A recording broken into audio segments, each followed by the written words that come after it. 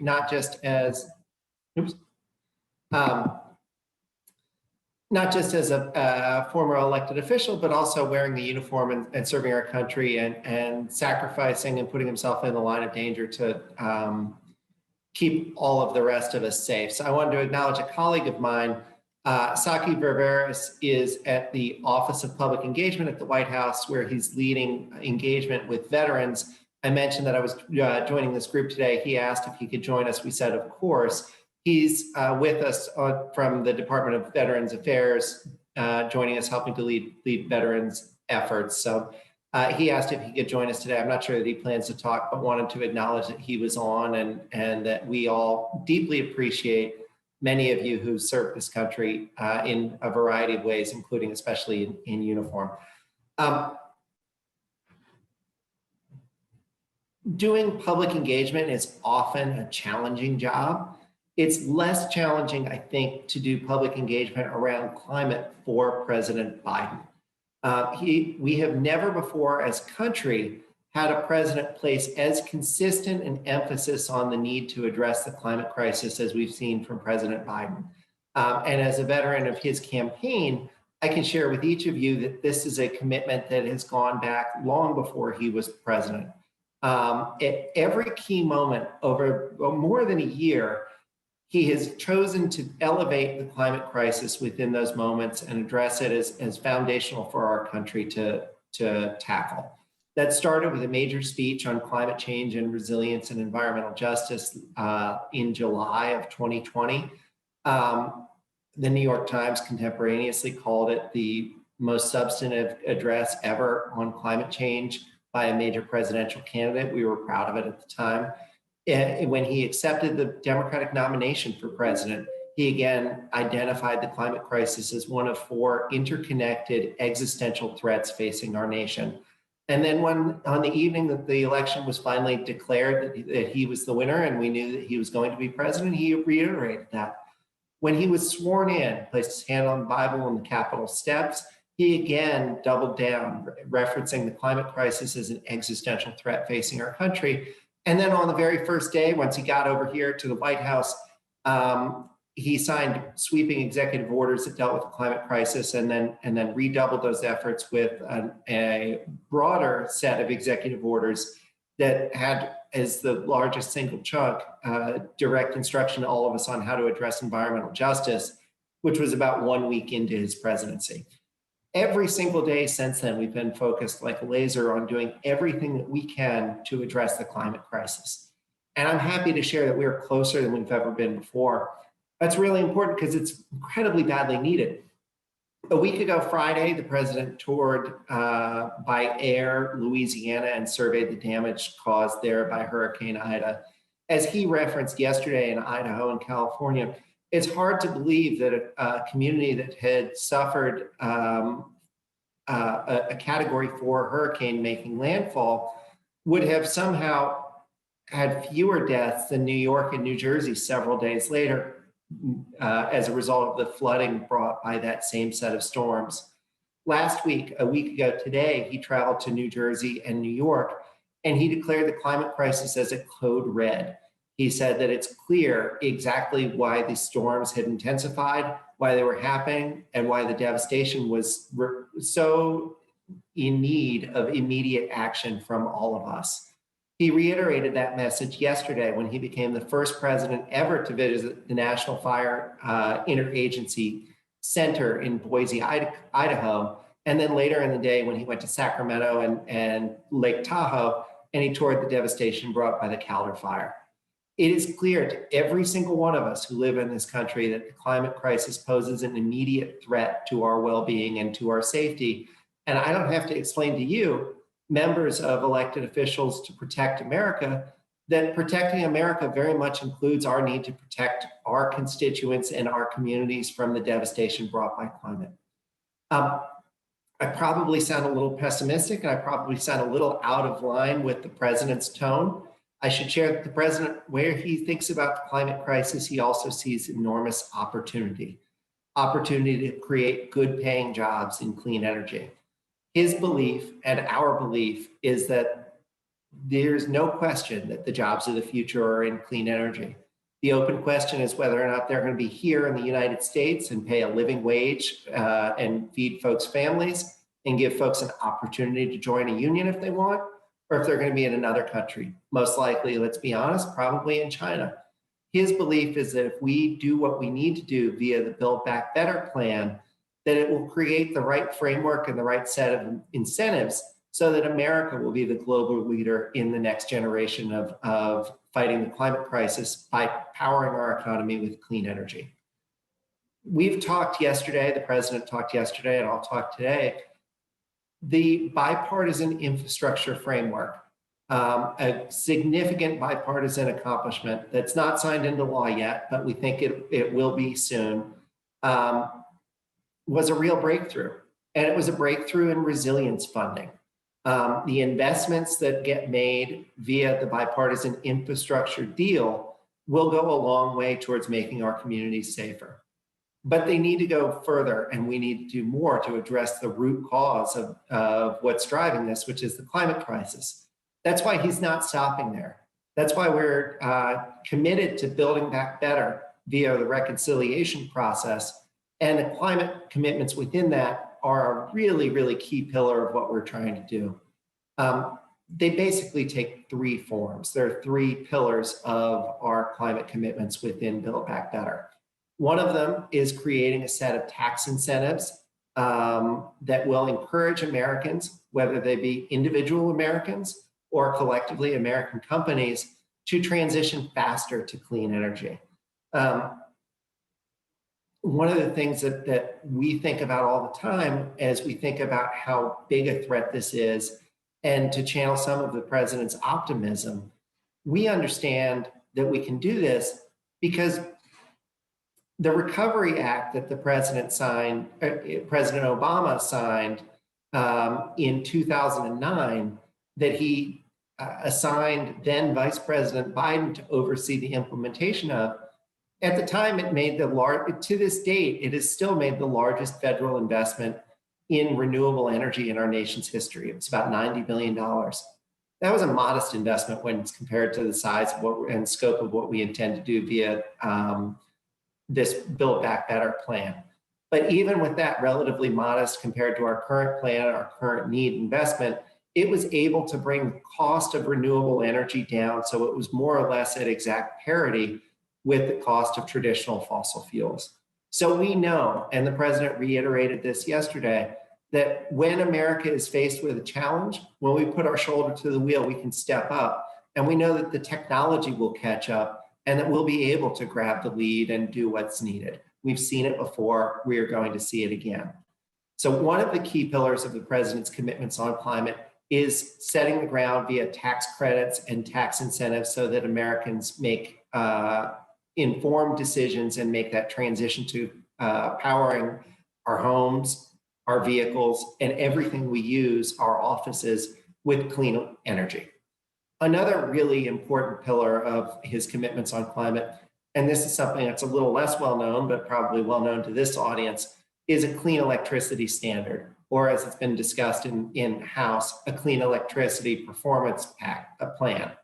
The Clean Electricity Performance Plan provides the framework to allow us to meet a really key commitment of the president's, which is that the power sector of our economy will be 100% powered by clean electricity by the year 2035. It would include a set of penalties for utilities that move slower than we would like them to in a transition to clean energy, but it also importantly includes a set of incentives to encourage them to speed up their transition even faster, especially if they're already on their way. And then the third element is not as much of a greenhouse gas emission reducer, but it's an important piece, and I would hope and expect an important piece for your communities. And it's really captured the imagination of a lot of the folks who we've talked to. That's the creation of a civilian climate corps. We're going to put an entire generation of folks to work, making our communities more resilient, giving people more access to outdoor space and giving people more access to nature. And I hate to be negative in this, but as some folks think about other service programs in the past, while they acknowledge that they've done good work for many, many people, too often those have been programs that have been designed so that the people who take advantage of them are relatively comfortable and are doing it as they figure out what their next steps are with the rest of their lives and are in their immediate sort of post-collegiate phase. That will certainly be an element of what we are hoping to achieve via the Civilian Climate Corps, but it's not the exclusive vision of the president on the creation of a Civilian Climate Corps. What he's tasked us with creating and what he would like to see from all of us is a program that puts people to work in their communities, that sets them on a path to a meaningful career, and that in some cases offers returning citizens an opportunity to have their first job back and to put them on a path to having a more productive life as civilians again. So our design of the Civilian Climate Corps is modeled after what FDR did some, 80, 90 years ago as an answer to the Great Depression. But it's going to meet the needs of our time and also address some of the other core challenges facing our country, including the national discussion on where we stand in terms of racial equity in this country, which is long overdue, but that the president continues to lead on.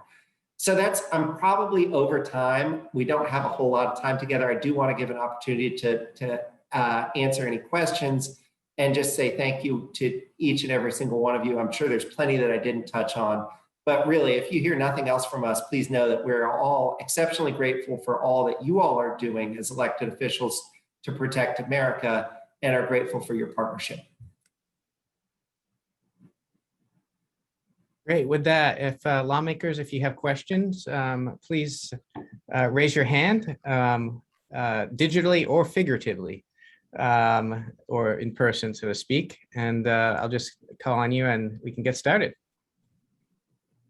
To set the context as well, this is Dominic from EOPA.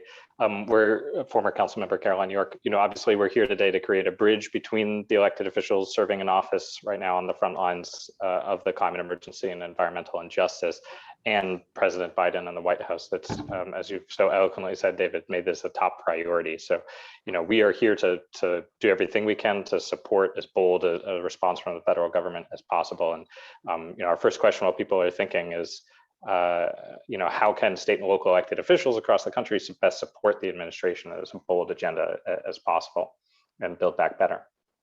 Yeah, that's an excellent question. I appreciate you asking it, Dominic, and thank you again for having us. One of the things that has been top of mind for us, and let's face it, we had a real shot in 2009 to take meaningful action to address the climate crisis via cap and trade. We weren't able to get that across the finish line. I think as I spend my days talking to folks who are concerned with the environment, there's a clear sense that we can't let the ghost of 2009 revisit us now in 2021. We placed a robust effort on making sure that we were out in key places across this country throughout August. Excuse me, sir. I think there's a lot of feedback happening, like an echo, or you're coming from another planet right now. Is this any better? I apologize. Unfortunately, not so much. Let me unmute in hopes that it might.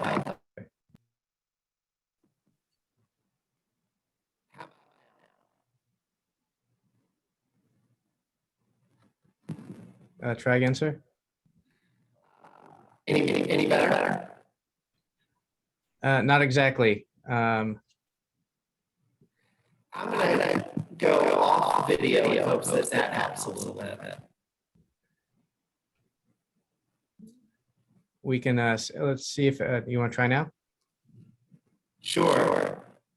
Unfortunately, it's still doing that. Maybe Evan, do you want to jump in? Sure.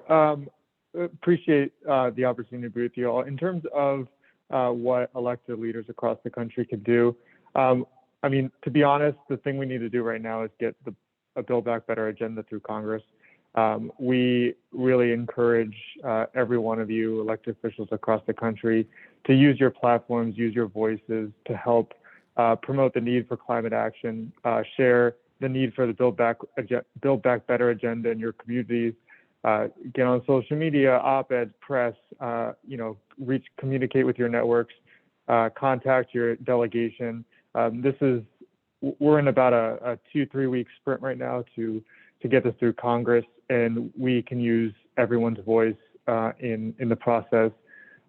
Nobody knows the impacts of this agenda of the climate crisis, like local elected officials, and just encourage everyone to take time right now to join us in trying to get this through.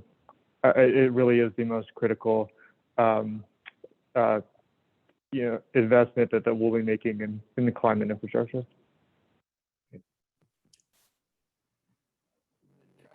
Is this any better? Unfortunately, I can understand you, but you do sound like the Borg. So I just want to highlight a couple of the comments in the thread here. Representative Evans did say Oregon passed a conservation corps focusing on wildfires and habitat restoration, which is pretty amazing.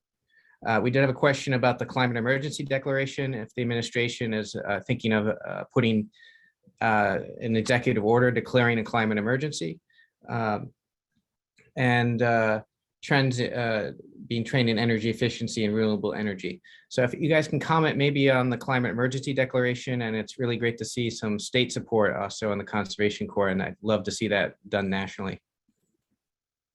Yeah, I think it's just to piggyback off of Evan's comment just now, we feel like we're at a critical moment to advance the biggest climate change piece of legislation that our nation has ever seen.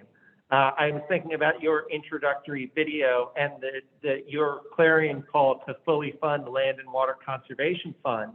We were able to get that done last year in a all too rare piece of bipartisan consensus. We've seen similar bipartisan consensus via the infrastructure bill that is currently passed the Senate and is before the House, and the president has signaled his intent to sign. But the infrastructure bill is great. We're proud of it, but it doesn't go near far enough to address the climate emergency. We think that the Build Back Better plan offers the single best opportunity we've had ever to enact really meaningful legislation to tackle the crisis. So that's where our focus is right now. That's where we would hope that your focus would be. And Evan gave a great answer as I was fed through some sort of an evil robot earlier about the ways for folks to engage. So I don't want to not answer that question, but our focus is on passing the biggest legislative climate package our nation has ever seen. And that's where all of our focus is going to be directed over the coming weeks as we're at this critical time. I could not agree more. That piece of legislation is transformative. And so after this, I'd love to chat further with our members to see some more specific items with intergovernmental affairs and public engagement, how we can support that. Any of the other lawmakers, particularly related to this piece of legislation, have any comments?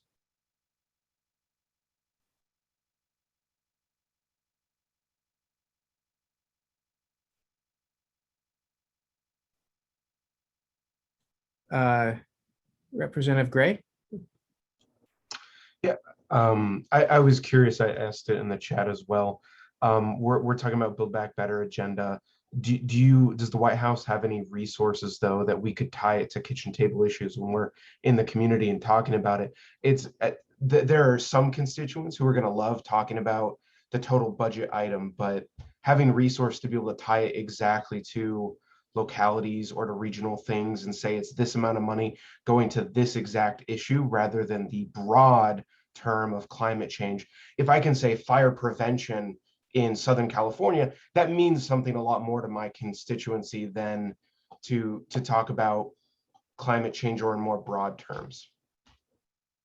Yeah, and I couldn't agree more, Representative. And I hate to turn the question back to you, but I think one of the things that you all can do better than we can do from here at the White House is to express exactly what the climate risks are to your community and what the climate costs that your constituents and your communities are already feeling, and why this is so imperative and why this is so important.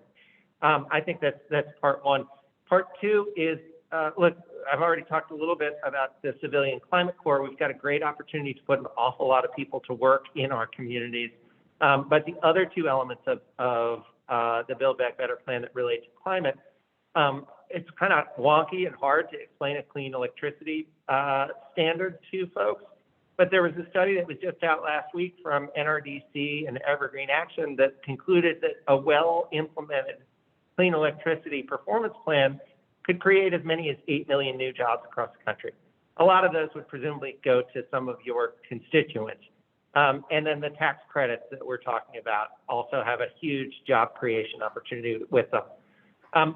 My focus is on climate, but it's not all that's within the Build Back Better agenda.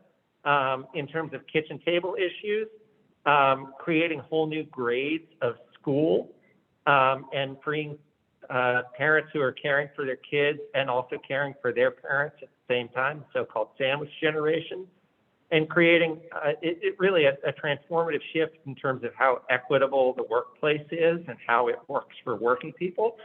There's an awful lot to like and awful lot to talk about in kitchen table that it goes beyond just the climate elements of what's in the bill. Thank you, David. Very important point as well. And we'll next we have a question from Senator Murdoch in North Carolina. Yes, good afternoon, everyone. I think the first one that would be helpful for me here in North Carolina would love to learn more about the Climate Corps and what we could do at the state level for conservation. I don't think we've filed anything like that. So just want to know at the state level how we could be helpful.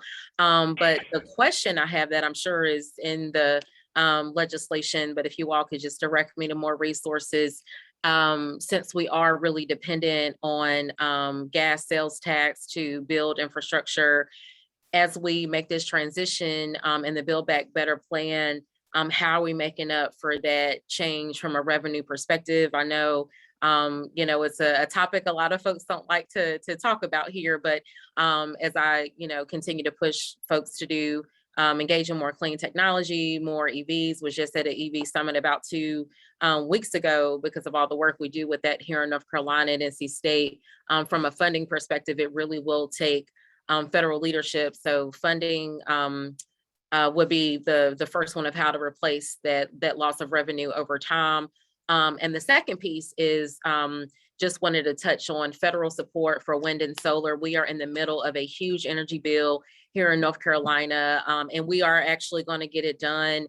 We're an interesting conundrum where we have Republican majorities in the House and the Senate, Democratic governor, but sometimes we're able to get things done. And I think the energy bill will be one of them. It will be a framework. It won't be nearly as much as I would like, but we are facing a lot of opposition for wind and solar. So just wanted to plug any federal legislation around that is greatly welcomed.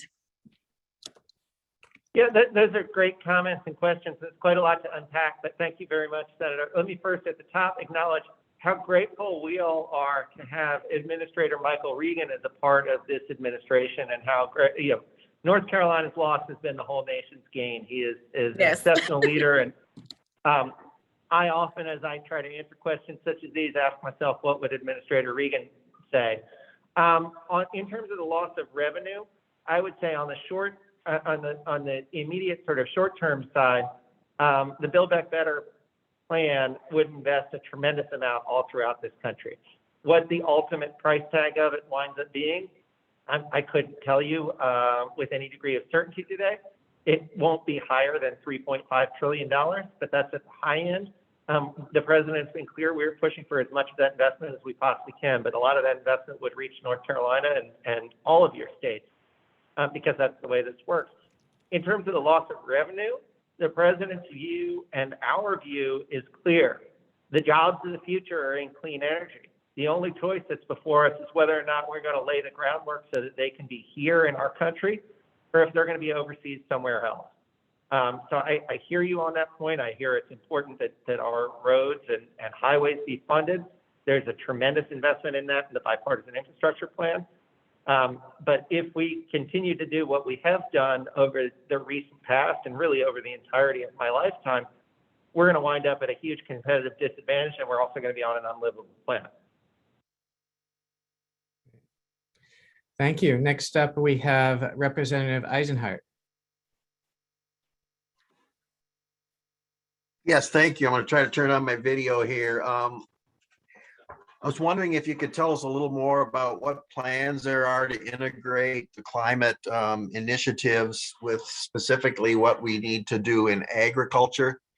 In Iowa, we've kind of stereotyped the crossroads as a fight between electric vehicles and biofuels, which vastly estimates the problem and almost ridicules the problem. But we got big issues in terms of land use, monocropping, soil health protection, water quality, preserving wildlife habitat for the entire structure of, that system that ultimately supports pollinators and crop production. So I'm wondering if there's going to be a fuller explication by the administration regarding the nexus between climate and agriculture. That's an excellent question, Representative, and it's clear just from your framing of it that you know more about this issue than I ever will. That having been said, the person in our administration who I try to channel on that sort of thing is our excellent Secretary of Agriculture, your former governor, Tom Vilsack. This is a little known fact, but our climate plans on the campaign had within them an ambition that America would be the first country in the world to be net zero in our agricultural sector of our economy. And that sector, that part of our plan was actually written and inserted by Secretary Vilsack back on the campaign. USDA is playing a huge role in that. It's an area of focus for all of us. But I also hear you loud and clear on the perceived competition between biofuels and electric vehicles. That's not how we see the world. What I've heard Secretary Vilsack say in a really compelling way is that there's something like 200 million cars across this country presently. The overwhelming majority of them run on gas. The overwhelming majority of them will be on the road for quite some time. The future of this country is electric. You've heard the president say it. But biofuels have an important role to play, and particularly as we get smarter and go further, advanced biofuels have an important role to play in making sure that the cars that are on the road run in a cleaner way. So I probably didn't answer a question to your full satisfaction, but there are people smarter than me, including Secretary Vilsack, who are very focused on this, and we are taking a full of government approach. Great. And we're going to go to Representative Evans as our EOPA Leadership Council co-chair. Yes, sir. Great. And I hate to preempt you, sir, but I can stick for two more questions, and I'm afraid I'm going to have to jump. Okay. Okay. I'll try to keep my question brief, or at least my appeal brief. One of the things that I'm hoping comes out of this strategic plan and the conversations going on is something that a big and small approach, meaning aspirations that are short and simple that can be understood by third grade readers, for example, and local activities that connect it to the larger picture. One of the things I'm hoping is not just a message about jobs, but also a message about sequestration of existing carbon in the atmosphere, more than just reducing carbon, finding ways big and small to be able to suck the carbon out and have measurements where we can actually show progress. I think that one of the things that, especially after 20 years of fighting wars, some of which having at least a little bit to do with oil, you're going to find a lot of support in the purple areas, red and blue, for not sending our boys and girls across the seas to defend oil, but to getting into a green energy independence, as well as the ideas of having a connection to the larger picture. So any flexibility that you can have in your program for conservation programs, also for even local sequestration efforts in rural as well as urban areas. We're euphemistically calling them victory gardens, like during World War II, but having that personal connection where little kids can actually plan something and over the coming years see how those particular sequestration, those that do it better than other plants and shrubs, having an all hands on deck, singular focus on simple goals that can be measured, I think is a tremendously important thing to do in this world where there's so much information and the complexity sometimes overwhelms. So from the president, simple messages, I think, about where we need to go and why we need to do it, more than just jobs, but about what we can do, a moonshot approach if a country actually comes together to make ourselves energy independent from a green perspective. Just an appeal from the states. We are all ears, and if you have good ideas about, I don't mean to sound glib, sir, but if you have good ideas about how to boil down a complex discussion about sequestration into more understandable terms, we are all here for it. But I think we all understand the role that sequestration has to play, both in terms of the advancement of new technologies that'll be needed in order to meet our overall climate goals, but also the role that nature-based solutions have to play. I'm reminded again of the opening video about the Land and Water Conservation Fund and what a good thing it is that it's fully funded. All of us know that the nation's carbon sinks, including the Tongass, which is often called the lungs of the nation, have this vital role to play. And that if we don't protect them, it releases the carbon that is stored in them back into the atmosphere. And it sets us behind, unfortunately, probably critically behind where we need to get in terms of greenhouse gas emission reduction. So we are doing it, we're focused on it, and we are going to create new green spaces throughout the nation. I have a dear friend who sits, like I do, jointly with the Climate Policy Office on the domestic side and at CEQ, who's focused on, his whole job is focusing on how we can reduce the emissions of buildings, but he's the past sustainability officer for New York City. His personal Twitter is really cool. It's Grow a City.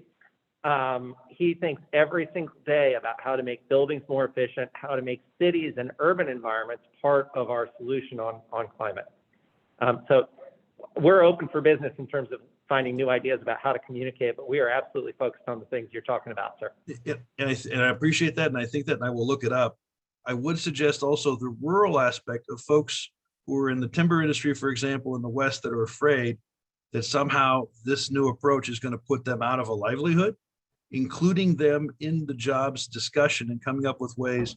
So on the sequestration side, they can perhaps still have the rural experience, but instead of taking trees out, putting trees and shrubs in at a living wage. Because I think that will bring some of the folks who haven't really been on our side yet into the equation. Thank you for what you're doing. And Thank you, sir. what we're going to do, because we're limited on time, is we're going to gather these amazing policy ideas and suggestions and get that to you guys at the White House so you can see them come together. And I'll just end with we see it, there's a number of questions kind of building out what you had said earlier in the chat, particularly focused on what we can do beyond our states to ensure that legislation is successful. So for instance, beyond New York, California and others. And if you have some tangible things you'd like us to be able to do to support that, please let us know.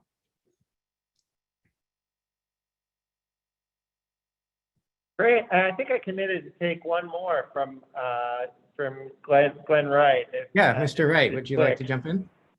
Oh, thank you. Actually, it really fits in with the previous commentator. I'm the council chair in Summit County, Utah, which is one of the blue dots in Utah. The city would recognize most prominently is Park City, and we're a ski resort. And but we're also threatened by forest fires. We almost lost about 1,000 houses just about a month ago in a forest fire. And we had about a third of the county is national forest. It's a high altitude dry forest. About 80% of the conifers at high altitude are dead from beetle kill.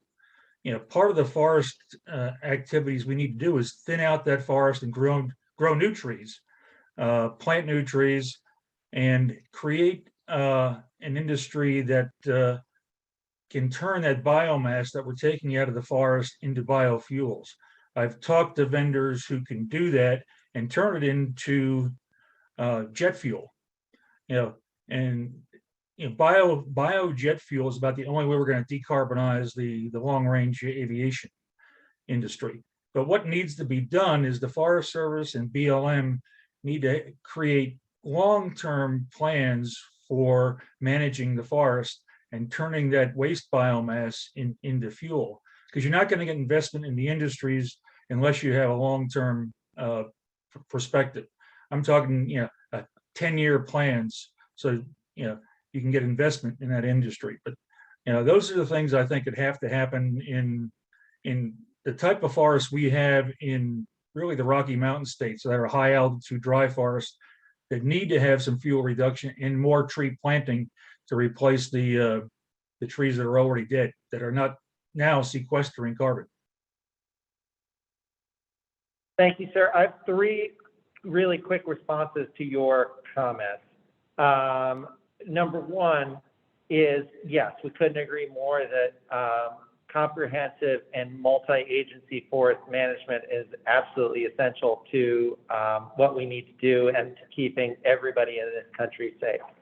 Thing number 2 is, just last week, I think it was last Thursday, we held a forum on sustainable aviation fuel. We set a national goal of purchasing or deploying 3 billion gallons of sustainable aviation fuel by 2030. And importantly, the carriers, the major airlines, stepped up and they said, you know what, with the right supports in place, we can support this. And they signed on to that goal as well. So that's very much a focus of our administration. The third is, I think about Summit County, Utah.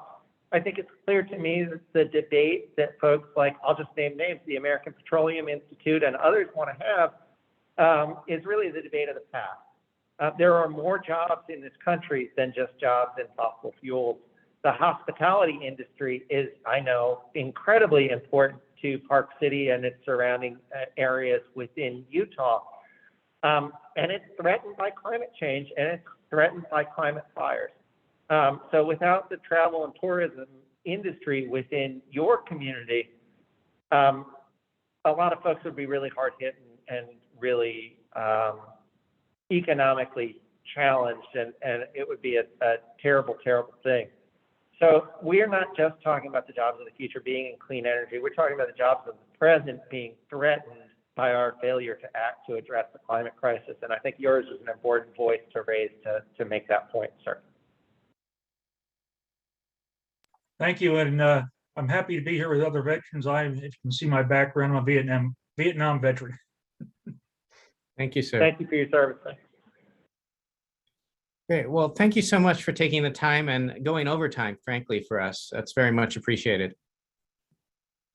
You bet. I'm sorry for the technical difficulties. I'm sorry for having to crash into Evan's screen here, but we appreciate the conversation. We appreciate all that you guys are doing. And now is the time. We need you guys out there raising your voices to help to get the president's commitments on climate over the finish line. Excellent. We are looking forward to that. It's going to be a busy couple of weeks to get across the finish line. So thank you. Good deal. Take care. So what we're going to do now is transition. We have a short 3-minute video that really illustrates some of the water security work that we've been doing at EOPA. So Christian is going to set that up, and that'll be kind of a transition into more of the National Leadership Council meeting that we'll be having following this to get more detailed work.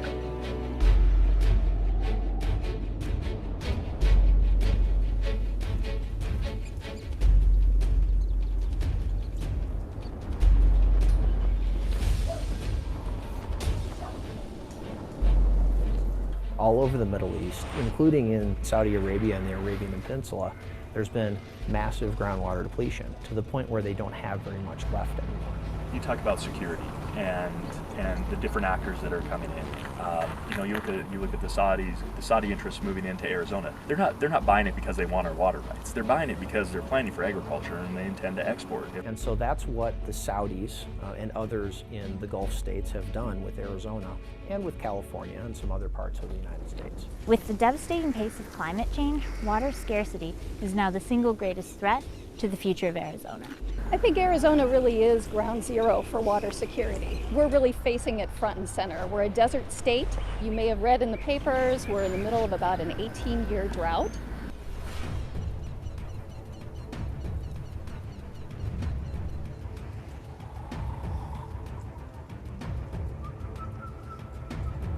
The barley was a great crop, and that is planted early in the winter, and then you harvest it in June, and so we won't need to irrigate it. They really wanted to brew beer that used local grain with a local malt house. This is the first malt house in Arizona.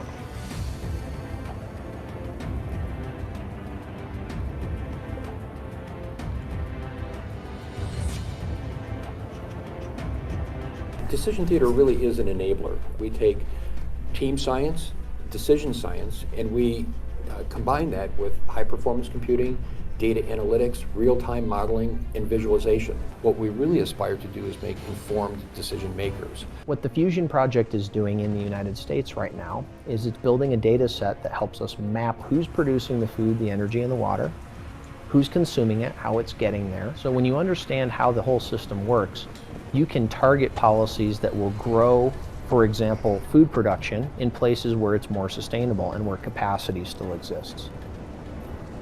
If we don't do something and we don't do it properly, the ramifications 10, 20, 30 years down the road are going to be enormous.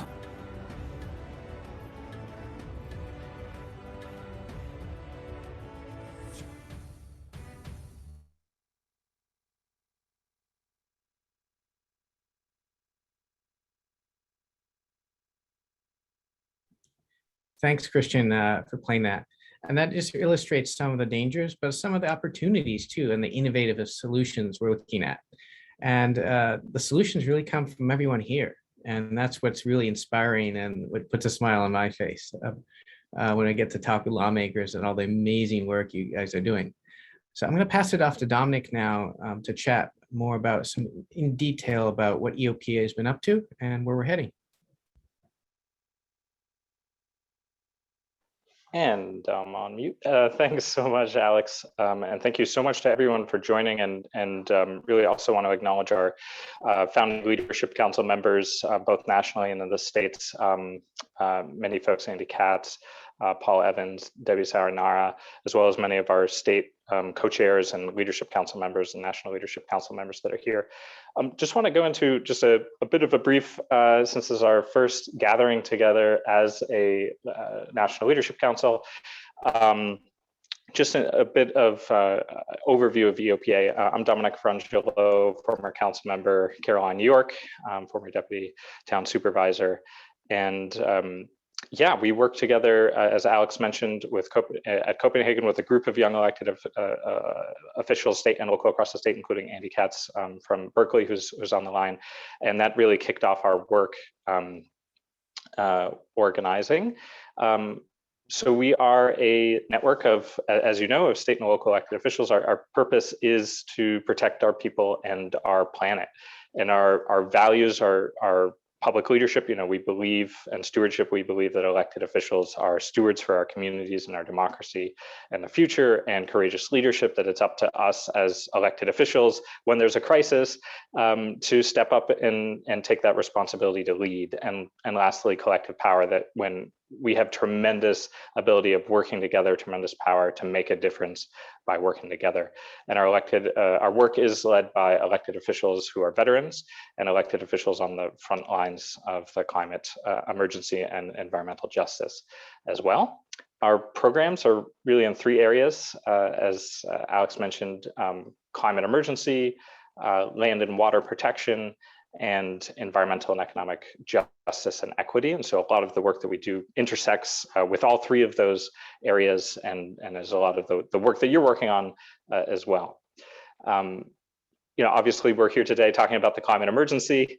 This is a climate emergency summit, and we're not going to go through all these reasons, but for all the reasons, you know, from the scientific imperative to, as we were talking about today, in particular our press conference on the national and global security aspect of things, but also public health impacts and the environmental justice impacts as well. And we talked about jobs, and ultimately we know this is a political problem, not a technological problem. So that's really our challenge working together, is how do we turn the tide on that? And that's our vision for elected officials to protect America, is how can we mobilize the country to lead the world in solving this emergency and protect life on Earth? And, you know, leveraging our peer-to-peer organizing as our core strategy, leveraging the power of the bully pulpit that you know, all of us have, and being able to tell those stories, for as many of you just shared, really touching and moving stories about what's happening on the front lines, and how using science and really focusing on the truth and the science and the facts how we can lift that up to base policy. And then lastly, working in collaboration with grassroots movements, with businesses, with scientists that share our values to be able to move these forward. So our priorities at the national level in order to get that national climate emergency plan and declaration passed are organizing up to 10,000 elected officials across the country. We organized 1,000 in New York to ban fracking. That's so we think we can do this nationwide, working in 16 priority states. And then lastly, really shifting the narrative and introducing that frame that climate emergency is means it's a national security threat, but it also means all the way on the ground to, this is environmental justice, environmental racism, public health crisis, and everywhere in between. Just a brief word on our theory of change. So on peer-to-peer organizing. So, we've seen from issue after issue that wins major policy change across the country, like marriage equality, like the civil rights movement.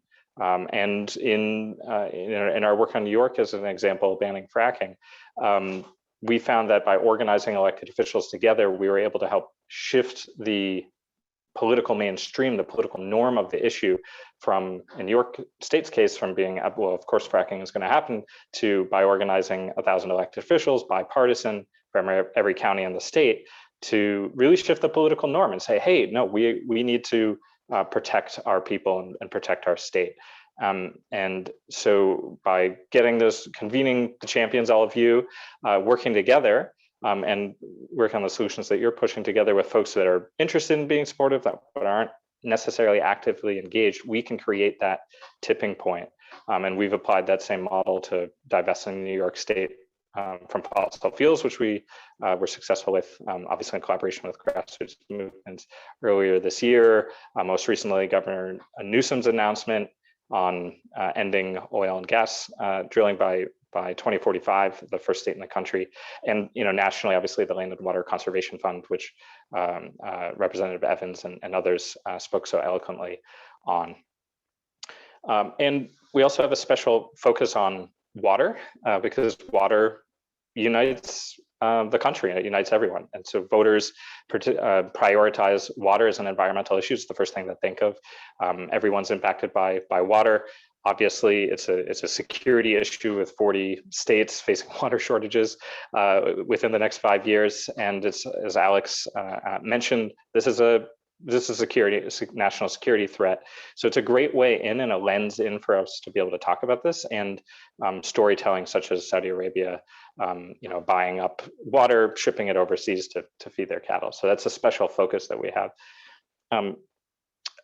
Many of you have already seen our climate emergency plan, so I won't go into detail here, and we can save that for the breakout groups. But basically, we're from all of the input that we've gotten from you, that you've been so generous to share with us as we've been hearing your ideas, capturing that together into these headers as a set of policy, as a policy framework for us to be able to talk about and communicate this with the administration, with the federal government, with all the states. So, declaring a climate emergency, regenerative agriculture, phasing out fossil fuels and shifting the financing to clean energy, obviously building out efficiency and transition to that 100% clean energy economy. And we can go into more details with that, and we'll share the slide. But lastly, we've talked with many of you about this in terms of our offerings, but just want to recap that for you real quick. We do have a national news magazine that goes out to about 25,000 elected officials across the country. So any articles that you have, op-eds, podcasts, videos, you name it, we are more than happy to promote that and connect you with our communications director, Ramona, to lift that up. And then any social media support that you need. Many of you, as we've been talking with you, have very few staff, if any. So we're happy to turn any op-eds that you're working on into social media videos and to promote that out as well, as we have a production capability. We also have for leadership development, which is a big part of our work. And yes, absolutely, Suzanne, water is a global issue for sure. In terms of a way in to be able to talk with folks from kind of across the aisle, it's a great way in nationally as well.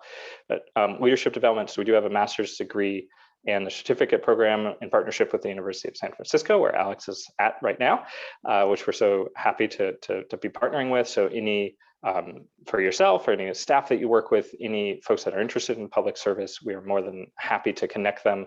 And we just got some scholarship funding and more on the way to be able to support folks interested in running for office, serving in public office, and the like. And we're happy to send more details on that as well. And then lastly, our leadership councils, both we have a National Leadership Council, which this is our first convening, and state leadership councils as we are building those out in the states that we're working with, 16 states.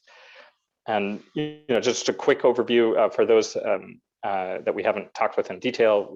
National programs focused, for example, on the documentary.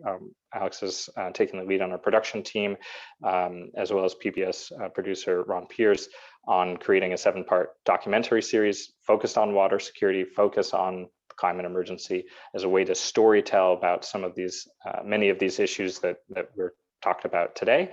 We're working on a national tour, which will be at the looks like it will be next year at this point, given COVID, but going to 16 states, 32 cities. We would love to work with all of you to highlight solutions, to highlight challenges that you face, and to use this as a real attention-grabbing moment, media-grabbing moment to be able to educate the media, educate the public, and work together to really raise the profile of the need for a national climate emergency plan. Policy summits such as the White House Summit today, and looking forward to many more in the future. We're doing state-based organizing in California, New York, New Jersey, Northeast, and have 16 priority states. And that's just the beginning, and we're excited to work with all of you, working with local policy, with local partners, and national comprehensive media strategy as well. So just a couple words on the National Leadership Council. So this is an opportunity for you to share your leadership, to share your expertise that you're working on locally and in the states across the country, share your policy ideas and exchange those together with elected officials across the country, help advise us on strategy and programs with your connections, with your policy expertise. Any media opportunities that come up, we, as you know, many of you, if there's a press conference coming up in your area that touches an issue that you're an expert on, we'd love to be able to profile you, have press conferences with you, op-eds, letters to the editor, interviews that come up. Alex was just on Fox News Today. USA Today was on our press conference earlier today. So to lift up with media opportunities, the amazing work that you're doing. So we're looking at a pretty light touch because we know everyone is pretty busy. So just keep it at 6 calls a year is what we're looking at moving forward. And a huge thanks to our founding Leadership Council members as well. So we're going to, I think, head into breakout. Oh, before we do that, we're going to just want to intro the staff on our team before we head into breakout rooms. But I'll just show the questions that we'll address in the breakout rooms. What are your priorities for the year? How can we work together? And what would you like the Biden administration to work on?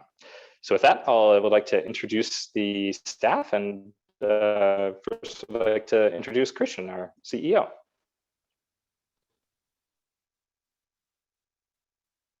Hi all, thank you. I think we had a slight mix up there, but Nicole is going to set us up on the breakout rooms. Hi all, yeah, my name is Nicole Tuhig and I'm the development director here at EOPA. And we are all grateful you are all on this call, and you're here because you're committed to service and deeply care about your community. And through our work, we have found that people are highly influenced by impactful storytelling. So in the breakout rooms, we'd really love to hear about the environmental projects you've worked on and what their impact is. So through that, Dominic just posted the questions, but we really want to see how to best advance climate policy in your state and the local communities, and what you want the administration to focus on and why. So yeah, just to recap, we want to hear your stories. We want to hear the best way to advance climate policy at your state and local level, and then what you want the administration to focus on. So we look forward to seeing you in there and getting to know you all. Great. And Nicole, do you just want to introduce the staff that'll be leading each of the breakout sessions? Yeah, happy to. So we have, and anybody on the staff, you just want to give a little wave, we'll happy to introduce you. So we'll have Felix Ortiz from New York, and he'll be with EOPA Alex, as you've all seen and heard so far. We're going to have Stephanie, and I'm so sorry for maybe not pronouncing your last name correctly, Kifawit from Illinois, and that'll be with Dominic. And then we'll have Natalie Murdoch, who spoke from North Carolina, and she'll be with Christian, who you also just heard spoke. And then room 4 will be with Paul Evans and myself. And then in the 5th room, you'll have Derek Kitchen. That will be with Xander, who is from the Truman Project. So we look forward to having you all in these breakout rooms and hearing about this important work that you're doing.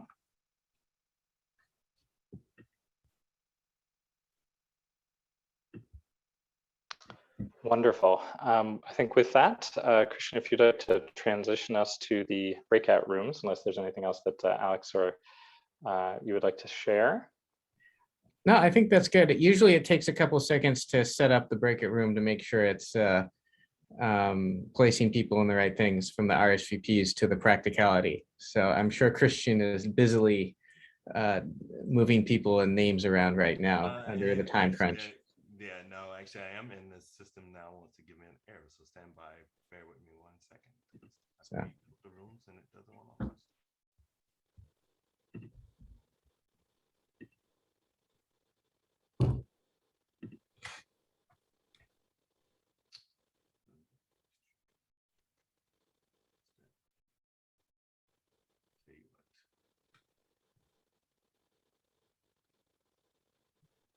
Do you need like 2 minutes to do that, or should we can roll into a discussion here?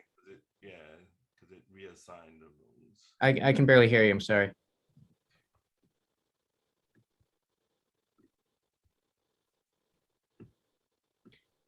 Well, while we're here, it's really wonderful. We have Xander from the Truman National Security Project.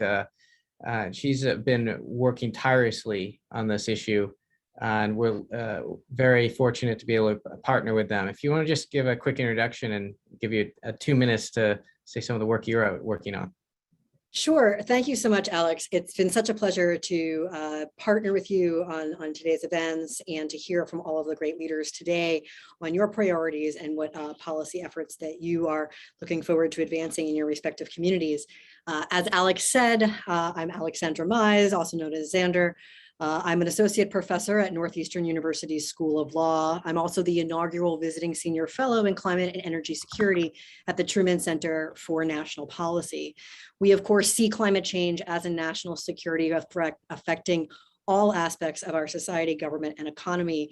You, as elected leaders at the state and local levels, especially appreciate how this can touch upon each and every aspect of those local communities, whether it's your agriculture, your streets, your energy grids, and what have you. And many of you have mentioned wanting talking points and to figure out how to better message or how to otherwise advance talking about these things, maybe without using the word climate change, or how to make this more of an approachable kitchen table issue. Something that the Truman Center and the Truman Project are looking forward to working on in the next few months, even beyond the infrastructure bill, is exactly that, trying to work at a subnational level on communicating these issues. We call it subnational diplomacy, but this may be a world issue, but this is something that affects everyone at our national level and subnational level as a security issue for the person, for the state, and for the country. So I look forward to opportunities to get to know you all and to work with you on these issues going forward. Thanks so much, Alex. Thank you. All right, Christian, are we ready? I'll drop my email, by the way, in the chat. If anyone has any questions, wants to reach out on anything, happy to talk.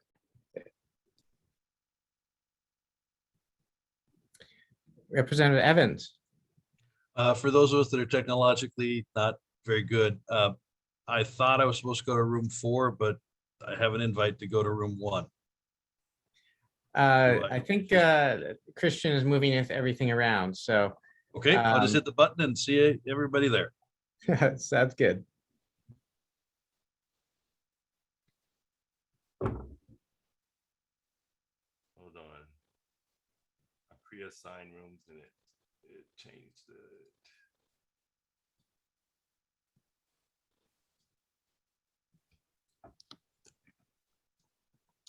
they're in the right room. So let me just get the rest of you assigned to some rooms.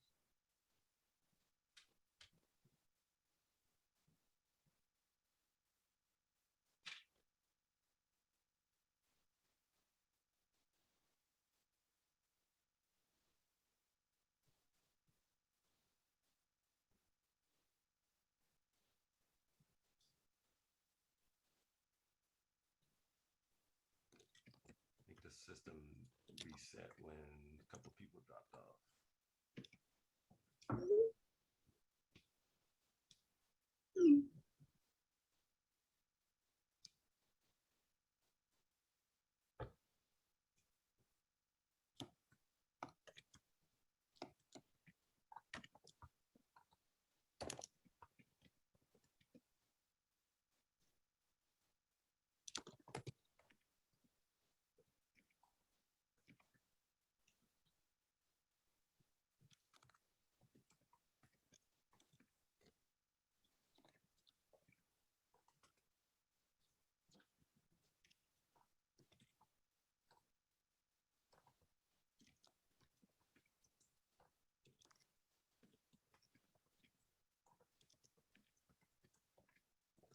My apologies to you.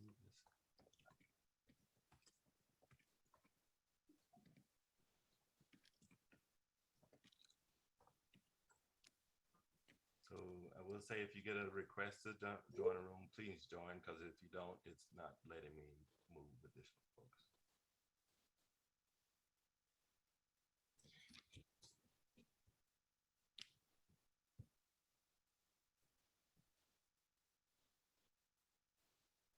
Excuse me, is the meeting paused because I don't hear any dialogue?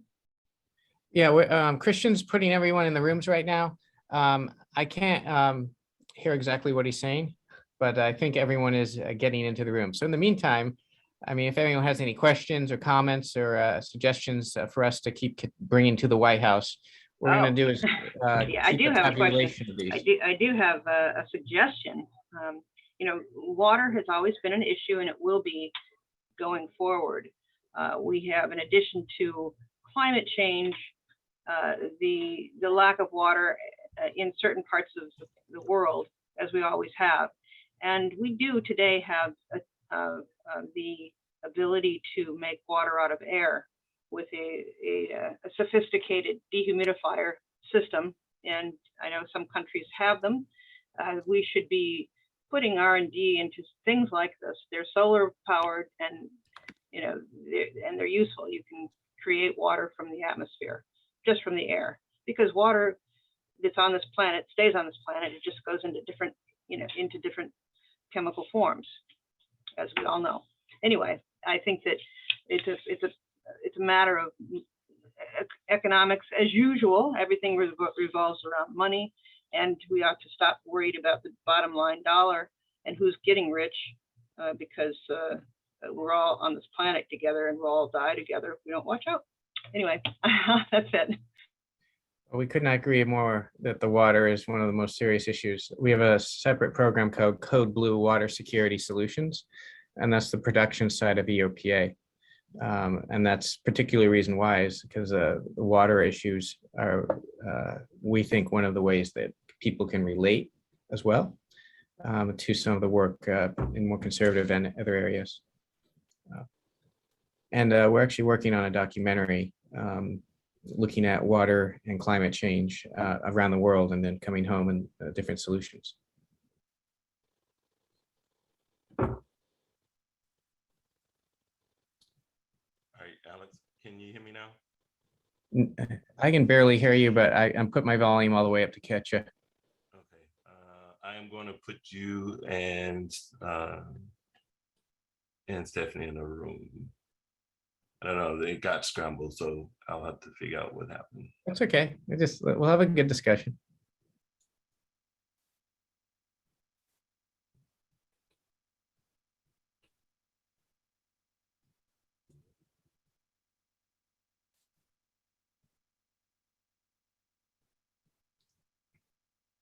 Are you on the EOPA one? Because it's not moving. It said it's just not joined yet. That I'm not joined? Yeah. Uh,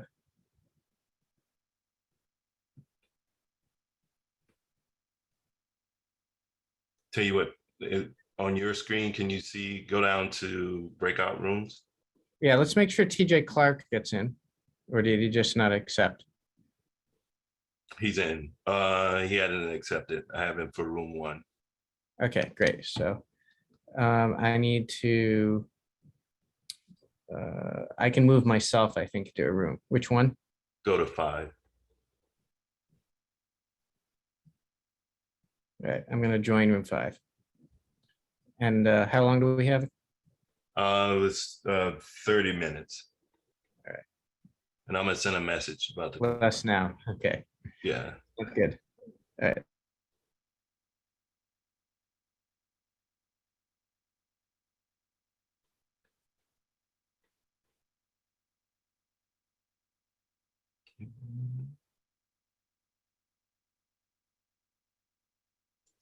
Stephanie, why can I get you into a room here?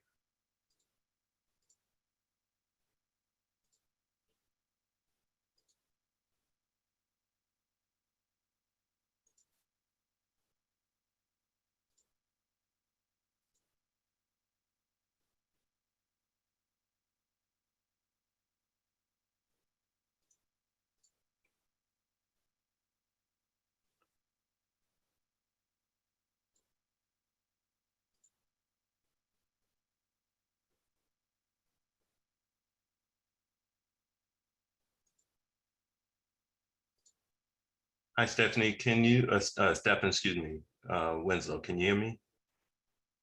Or Stephen?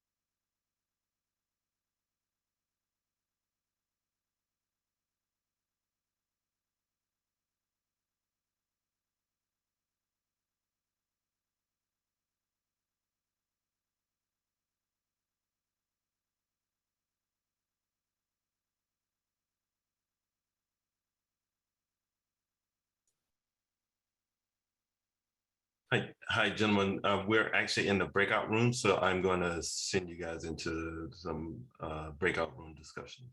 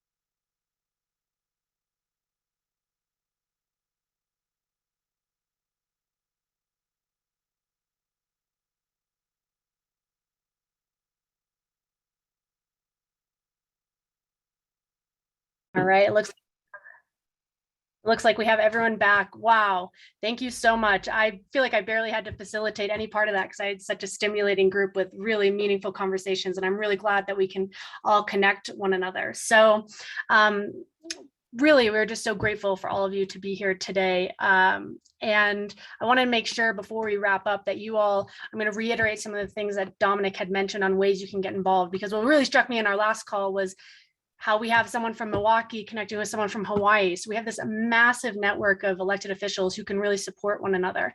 And here at EOPA, we want that to happen. We want to see peer-to-peer efforts going to social environmental issues that can help different regions adapt policies that could be happening in different places to their community. So I really want to emphasize our National Climate Emergency Letter. I'm going to drop that in the chat right now. But if you haven't already signed, we would love for you all to sign on to this letter. You can see it, just posted it. But we are calling on the President and Congress to develop a federal climate emergency plan. So if that's something you support, please sign on to that. We obviously had a great connection with the White House today, and we're going to look to further and build that connection. So thank you. The other thing that Dominic mentioned is we're doing a climate emergency tour that's going through 16 states with the purpose of educating other lawmakers. So you all are very well educated on the topic, and we need more elected officials to be educated. So if you all would like to get involved with that, we'd be more than happy to have you jump on board with us, literally, because there's going to be a tour bus. So would love for that to happen. And then also we have the certificate and master's in public leadership from the University of San Francisco, and we have some scholarship funding for that and hopefully more coming. So if that is something that you or your staff is interested in, we are so happy to have you all get involved with that. And then lastly, we have a lot of outlets for each one of you to push your efforts forward. So our newsletters, our Protect Earth News magazine, we publish op-eds all the time. So anything that you are doing, please reach out to us and we will amplify your efforts, because we love hearing what you all are doing. And that, once again, is how we can connect you with one another. If you join our mailing list, if you join all these ways to connect with one another through EOPA, you can see what's happening from Hawaii to New York to everywhere. So thank you again. We're more than happy to have you on this call. And it's clear to me that each one of you have stepped outside of your self-interest to serve others, whether that's in uniform or the service to your community. And those qualities, I'm just so personally grateful for, to have elected leaders like each one of you. So thank you for your commitment to our nation and working in social and environmental justice. And I couldn't be happier to have you on this call today. So we are going to spend the next 15 minutes or so to keep this platform open for any further discussion, but if you've got to jump off, we are really grateful to have you on this call today. So thank you so much. Appreciate it, everyone. And if anybody has any questions, feel free to just unmute yourself and ask right away. So I do have a question. Nicole, you came from Maine originally. Did you know Alex there in Maine, or how did you get connected with EOPA? Originally born here in Aspen, Colorado, and then I worked for an organization based in Maine called Quahog Bay Conservancy. And so from there, Alex and I connected, and that's how I met a bunch of the elected officials. But we went down to DC to work on the Land and Water Conservation Fund. So there we met with, I think like 15 or 20 elected officials to help promote that. And it was just so inspiring. So I had to continue working with EOPA and all of the amazing, incredible work that they do. So luckily they signed me on board. Very happy to be here. Luckily for us.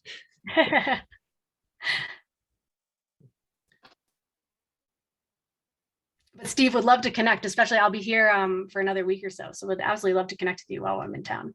Yeah, definitely. We'll get together. I was going to tell a couple of stories to our small group, but I could tell them to the larger group. One has to do with a lettuce growing greenhouse that has been built about 60 miles from here. It's in an adjoining county. They grow lettuce and other greens.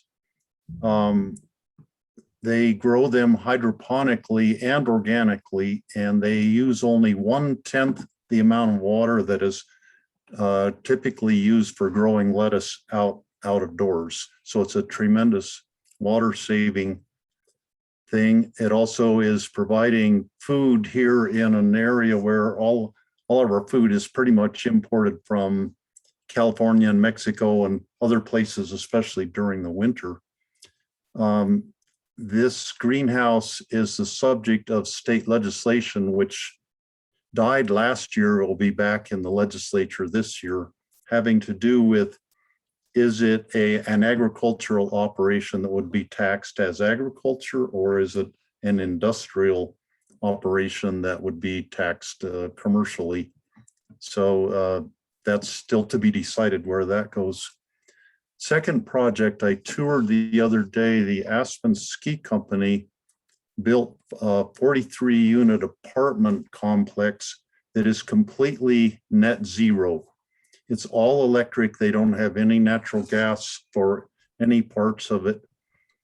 The thing that amazed me most of the project, I said, where do you get your hot water from? And we went up on the roof and they had these 8 small units that are heat pumps that transfer heat from the air to water. And then that hot water is stored in a tank and serves for the 150 people who will be living in those apartments. I mean, there are already a bunch of people living in there, but it was an amazing project. The ski company is trying to keep snow in the mountains of Colorado so the ski industry will keep going 50, 100 years from now. There's no guarantee we will still have snow. So they are doing innovative things like this project. And I was very impressed with it. It was really interesting to see such a big project, not plugged into natural gas and totally net zero for energy consumption. That's really amazing. There's a similar project with the greenhouses in Maine. So I'd be very curious to see and learn more about that legislation. The other fascinating fact that I had no idea until recently, Norway evidently is one of the second larger agricultural exporter in one of the worlds, and they grow it all in greenhouses. So we can see where the future could be when it comes to that. Yeah, Alex, in Illinois, we have a hydroponic tomato farm, and it takes up only like 15 acres, and it's all indoors, and they collect rainwater for the plants, and it's just amazing. It's vertical farming, which is just, it's incredible. That's pretty neat. So I want, yeah, please, I'm gonna make a note of that. By the way, Ura. Oh, thank you, sir. Thank you. Well, when I was in the Marines, I wasn't a sir, but neither was I. I was enlisted. I worked for a living. Exactly. Representative Reinhardt. Yeah, I wanted to ask the Colorado greenhouse, was it a pond of like floating plants, or was it a nutrient film technology? Do you know, Steve? I don't know for sure. I wasn't able to go on the tour last week. I'll get a tour pretty soon down there. I think it's some sort of a substrate that the seeds are put in, a peat moss substrate, then the roots go down into the water. Well, the technology I was involved with Cornell for so many years was big floating ponds, ponds with floating plants on them, basically on styrofoam boards. So we did use some plastic. But basically, the point you made about the bill, this is a perfect example of how, if we want to support agriculture of the future, we have to classify glass houses and plastic houses as agriculture, not as industrial, even though they have some of the benefits of industry, like year-round employment and things like that. We have to keep them as agriculture so that you have the right incentives in place for these things to be basically sprouting up around the country, which is actually what is happening. But we want more of that if we're going to continue to encourage local food supply and get rid of some of the food insecurity and the long supply chains that we've seen be problematic during COVID. So I've actually been thinking exactly about that issue that you described with that bill. That's something that It's a real issue that we local elected officials can address.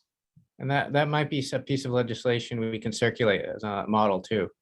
Or let's do an op-ed or something, or actually a social media video would be good, because we're actually already planning to produce a video on some of this technology as a solutions one. And the one in Maine is very interesting because it takes fish, and the byproduct, basically the fish waste, feeds the greens, the leafy greens. And it's the one where they are floating on the, basically that's the insulation from you put in your wall. Yeah. And it's really cool because it's just a conveyor belt. You can move it like a conveyor belt floating in water. And it uses only about 5% of the water that you would normally do because it's self-contained and it's continuous. And you get great good fish, you get great produce. Biggest issue is pathogens migrating from the fish into the plants. You have to make sure you have a way to keep that from happening. Yeah, but this technology could be, I mean, you could put it in the Central Valley in Fresno. You could put it anywhere across the US, right? Yeah. We have some of that in the south end of Albany, in a an environmental justice area. We have some things like that happening. Yeah. So reason I brought it up is too because we're making a video on this. So if you do have examples of that in your communities or anything else like that, please let us know that so we can. We may not be able to get a film crew down there, but we could at least do a Zoom interview with you and highlight it.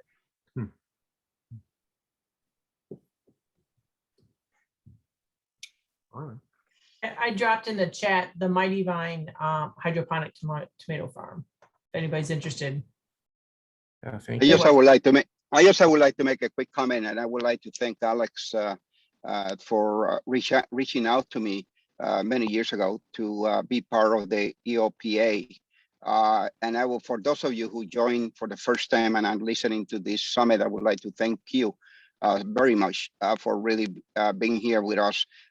When Alex came to me to explain to me what the organization purpose, objective, and mission was, I didn't hesitate to say it. I get back to you.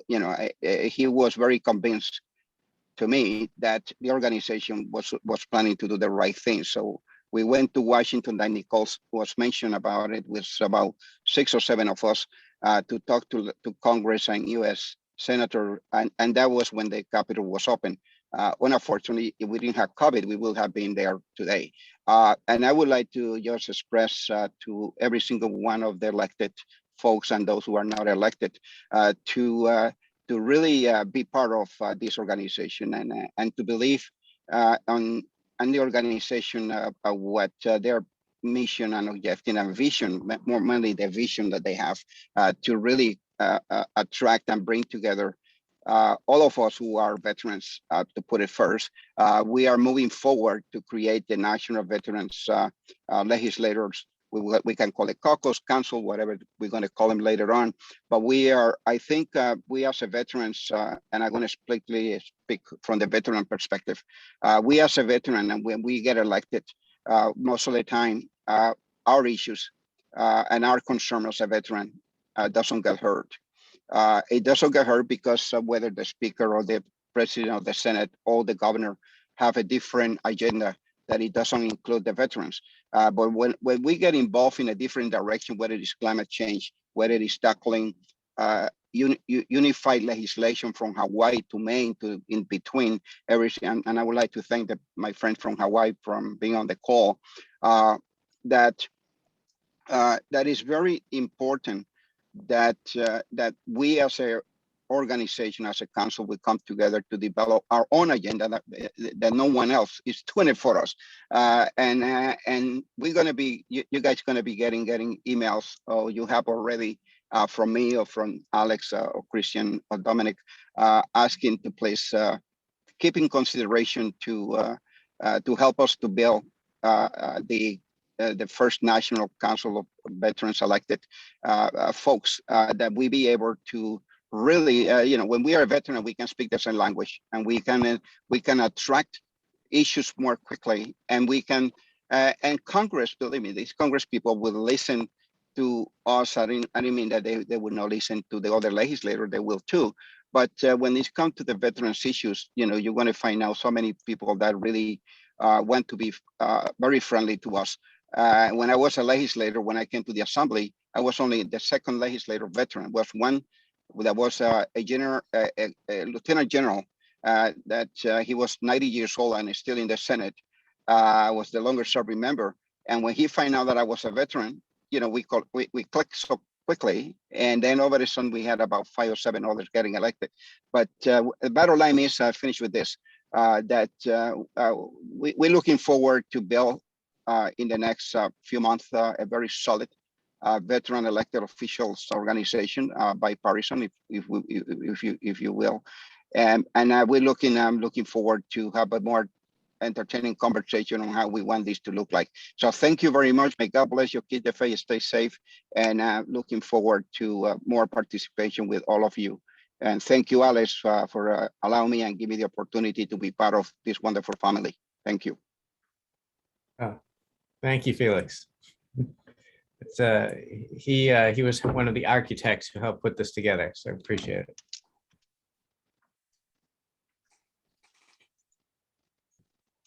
Wonderful. Well, I know we're at an approaching time, but any last reflections on what you heard in the breakout groups, or on how we can work together, or kind of solutions and stories that would be important to lift up?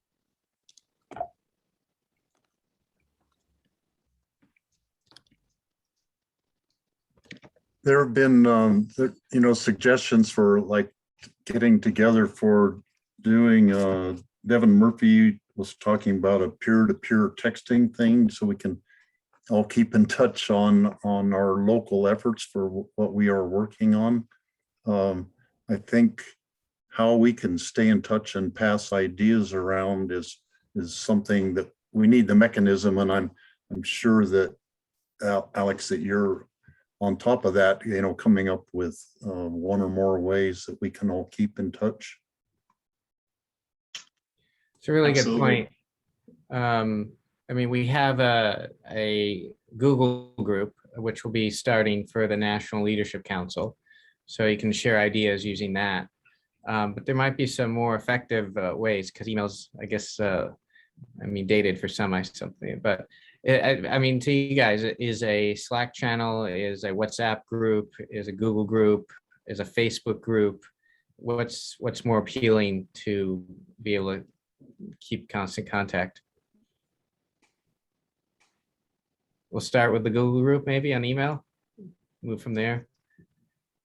My reaction as an older guy who's not into all of the social media, perhaps as much as some of the younger folks, I have enough trouble keeping up with just my email.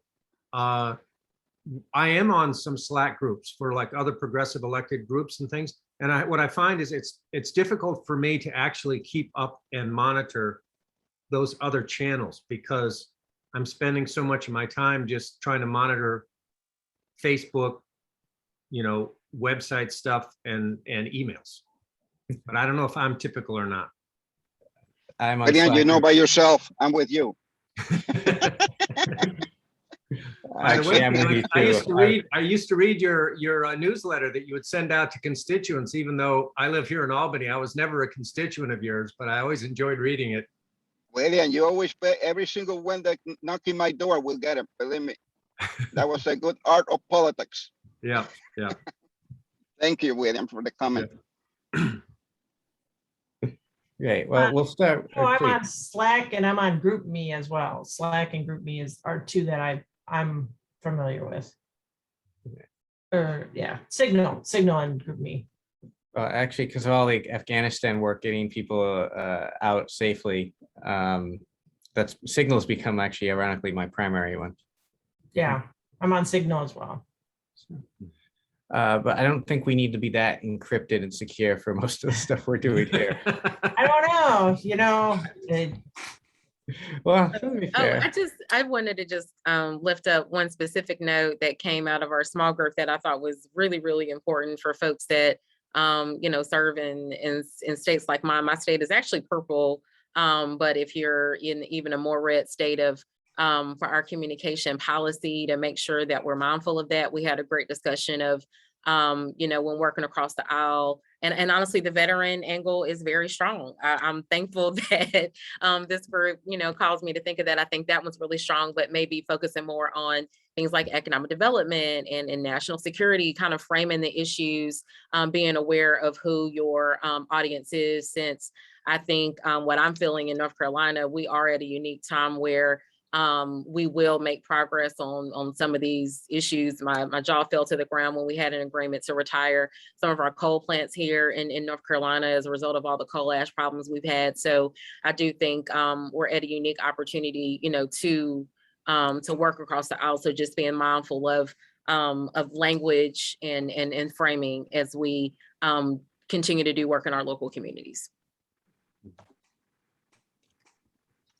That's so true, Senator. We just passed a very large energy bill, which addressed coal plants and closing 7 coal plants, and it was bipartisan. We had in our House, we had over half the Republican delegation vote for it. So you're right. It has to be framed and it has to be presented in a way that's equal on both sides. I do think the jobs argument is a good one. The green jobs is one that resonates with definitely the general public, and more so perhaps local Republicans than national Republicans who are sort of indebted to the fossil fuel interests. Yeah, I think that's one of the reasons actually the White House has done polling on this, that they're really focusing that messaging. So I very much think that is something we can align and use the messaging and polling with. So it's a great point, Senator.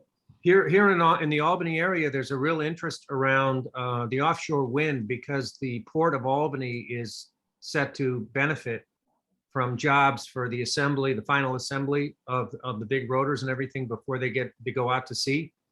And so, that's been a well-received thing here, issue in terms of green economic opportunities. You should. I did an environmental tour in Germany a couple of years ago, and Germany has really capsulated the offshore wind because the wind always blows over the water. So that they have a lot of examples there in Germany of that's been very successful for them. Yeah. For New York, it's going to be a real reliable, frequently available source of renewable energy, and in the Midwest, it would be too. It would be wonderful to put them out on Lake Michigan, but that's another fight we're going to have for another day. Glad you mentioned that, because that's actually one of our initiatives, as Bill knows, working in New York is in really the Northeast and coast to coast, organizing on offshore wind. So that's an example where as far as we're aware, no other groups are really working on organizing elected officials to show support for offshore wind. And so we've got letters going in New Jersey, New York, soon to be in California as well. So it's a real example of something that, hey, there's an emerging opportunity here. We can work together and really help lift this up and highlight all the different benefits and do storytelling and show the political power and will to act on this issue and show support. It's a great example. And Dominic, I went with the Council of State Governments. So I know on the state level, they put together these international trips to see what other countries are doing. And I highly recommend if they do another Germany trip, that anybody here should sign up for it, because Germany is just leaps and bounds ahead of us. And it's amazing all they're doing with hydropower and fossil fuels and wind turbines over their waters. So I would encourage anybody to, if once we're past COVID, if they start these up again, to sign up for it. Yeah. I was amazed. I was stationed in Germany, and Germany's very far north. The sun doesn't shine very much in the wintertime. And Germany has gone just so hugely into solar energy. And yet they're half the year, they don't have very, very good sun. So I was really impressed to see, different photographs and statistics of what they're doing there for renewables. Well, Steve, what they're doing is they're splitting water. They're using the solar to split the water and to save the hydrogen. And so then when the sun doesn't shine, they use the hydrogen. It's just incredible the how they're storing that energy for future use. And the other thing that I was just going to jump in and say I started a solar company here in the Albany area, a volunteer group, Solarize Albany County. And Steve, what you said about the Germany is one of the first slides when I would give talks about solar in the capital district or upstate New York. You show that slide of Germany and how little sunshine there is. And the point of that slide is it's all about local policy. State and local policy is what drives solar development. It's not, you don't have to be in Arizona. In fact, if you're in Arizona or Florida and you have bad utility policy, you're not going to get any solar development. But a place like Germany, other parts of Europe, and other parts of the US, where they have solar friendly policy, that's where you see the industry take off. And that's something that, again, we as local officials can really play a big role in that. I guess I was trying to make the comment about the community colleges. I did, Representative, I did the trip with the National Conference State Legislator to Germany, and we went to Bavaria, we went to Munich, Berlin, and Frankfurt. And our group was more concentrating on an educational program that was being developed in Germany. And Germany is very interesting. They pushed what they call the technical degree, which is a 2-year community college, a 2-year degree, associate degree in specific areas. And one of the things that I find out very interesting is that they have joined forces with a lot of these solar companies and wind company to train their own employees. By default, they will get an associate degree and they will be technical on how to fix solar panels or how to fix the wind's energy. And has that become to be a very interesting dynamic for the growth of the economy as well as the interest of the young folks who graduating from high school to get into this degree. So that is something William and probably Matt in the Hudson Valley using that probably college as a stepping stone. The same thing that Senator Modoc, I don't know if I do believe was North Carolina, the community college that Obama went to develop to take off on the green energy jobs. You know, this is our examples because I was there at that point when Obama got elected. I was asked to serve in different capacities on this issue. But, you know, I just wanted to leave that point on because probably Alex and Dominic can work out probably a trip to Germany for some of you to really visit, and the organization might be able to take first timers coming to Germany. And I said it as on a serious note because I think it's important. And Alex had done this before. He had taken people to different countries, and that's also is a can opener for us as a legislator. When my first time I went to Germany, I was in the military in 1979, and then. Going back to Germany in the year 2004, you know, was a very emotional experience for me because I saw the war coming down in '86, and then when I was there was a different story. We have a lot of restrictions, or for some of us who served before the '86, we don't understand the restriction that we had to go through. Anyway, so that's the editorial for today. Awesome. It's a great idea. Have a lot of connections with Germany. My partner led sustainability for the city of Freiburg, which is the green city, 6 years as a council member elected as well. So we will definitely work on funding for that. And you're all invited as the first round. I just want to give an opportunity, you know, for folks that haven't gotten a chance to speak yet, Roy, Laura, Darcy, if any other folks not on video, you want to chime in and share your thoughts as well. I guess I was just hoping to reiterate what Senator Murdoch was saying in regard to the framing of the language that works across the aisle. I think I attended the press conference with the 5 military, the conversation that based around climate change being very much a military focused. And as a mother of new Marines, I had no idea that the military was so affected by climate change and that their whole purpose and sense is really changing a lot. And I would love that language to come down to my level, as a parent and in my community. Like the military, my boys are not out there. It's just different than what I expected. Like what they're preparing for is really the result of what's happening with our climate. And I would love that message to get out there.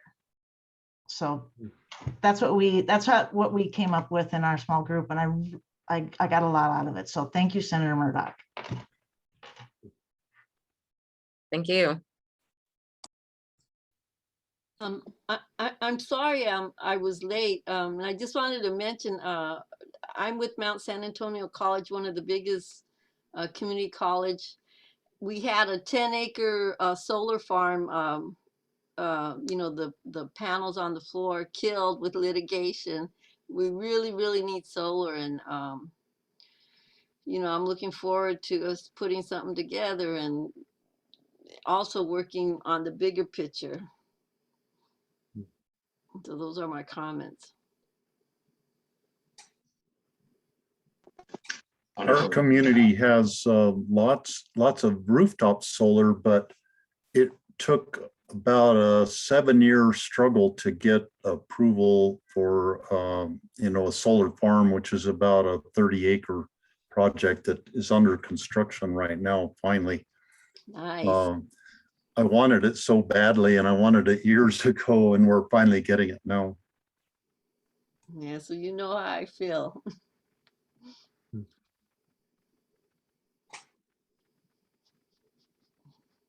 $30 acres, that's a lot. That's well, thank you, Alex, and guys. I need to jump off. Dominic, Semper Fi to all the Marines out there, and thank you for your service for all the service members, and thank you for letting me be a part of this. I got to jump. I got a 2:30, so thank you all, and have a great day. Well, thank you.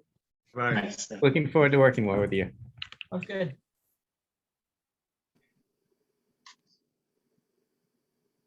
Wonderful.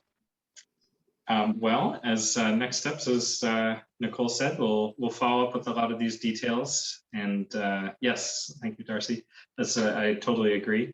And yeah, really excited to continue the conversation. Christian, Alex, Nicole, Ramona, anything else that you want to share? Close us out. No, it's heartwarming to see everyone here and everyone who participated and all the valuable input you guys provided. So thank you. Echo all of that. Thank you all. All right, thanks everyone. Well, rest of your day. Thanks so much for participating, and we'll be in touch very, very soon. Thanks. Bye. Bye. Bye.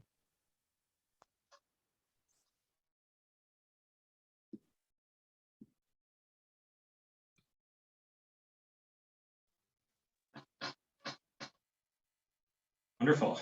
Well, by popular